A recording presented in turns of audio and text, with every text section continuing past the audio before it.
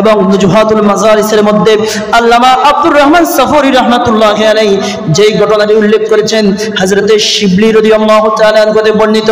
তিনি বলেন, একবার আমার একজন প্রতিবেশী ইন্তেকাল করলো।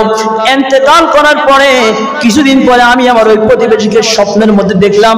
দেখার পরে আমি তাকে প্রশ্ন করলাম, আল্লাহ রাব্বুল আলামিনের ফেরেশতারা কবরের মধ্যে তোমার সাথে কিরূপ আচরণ করেছে, কিরূপ ব্যবহার করেছে? উত্তরে হযরতে শিবলি রাহমাতুল্লাহ আলাইহি তার ওই প্রতিবেশী বললেন, আমি কবরে আসার পরে মুনকির নাকির যখন আমাকে সওয়াল করবে, ওই নীল চক্ষু বিশিষ্ট ফেরেশতারা যখন আমার কবরের মধ্যে এসেছিল আমাকে সওয়াল করবে, তাদেরকে দেখে আমি ভয় পেয়ে গেলাম। আমি মনে মনে চিন্তা করলাম, আমি মনে হয় ঈমানের উপরে মৃত্যুবরণ করতে পারি নাই, যার কারণে আজকে আমার এই করুণ পরিণতি। এই সময় হঠাৎ করে তারা আমাকে আওয়াজ দিল, তোমার একটি বড় অপরাধ রয়েছে। সেই অপরাধটি হচ্ছে তুমি নামাজ কাজা করেছ, বিভিন্ন বদ আমল করেছ, নেক আমল তোমার একেবারেই সামান্য। এই জন্য তোমার কবরের মধ্যে আযাব হবে। যখন আযাবের ফেরেশতারা ওই ব্যক্তিকে আযাব দেওয়ার জন্য এগিয়ে আসতে লাগলো, তখন মাঝখান থেকে একজন ফেরেশতা এসে তাদেরকে অনেক দূরে ওই ব্যক্তির থেকে সরিয়ে দিল। জোরে বলুন সুবহানাল্লাহ। তখন ওই ব্যক্তি প্রশ্ন করলো, আপনি কে?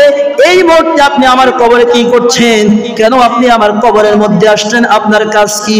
বলে, আমি হচ্ছি তুমি যে নবীর উপরে বারবার করে দুরূদ শরীফ পাঠ করতে, অধিক পরিমাণে নবীর উপর যে ব্যক্তি দুরূদ শরীফ পাঠ করে তার জন্য ওই দুরূদ শরীফের থেকে একজন ফেরেশতা আল্লাহ রাব্বুল আলামিন সৃষ্টি করে।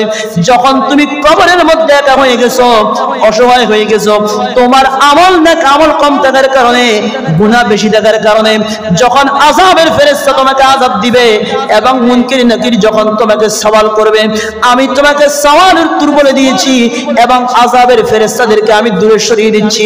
কারণ আল্লাহ রাব্বুল আলামিন তোমার দুরূদ শরীফের কারণে আমাকে সৃষ্টি করেছেন এবং আমাকে নির্দেশ করা হয়েছে কবরের মধ্যে তুমি যখন একা থাকবে তখন আমি যেন ওই কবরের মধ্যে তোমার সাহারা হয়ে যাই। জোরে বলুন সুবহানাল্লাহ।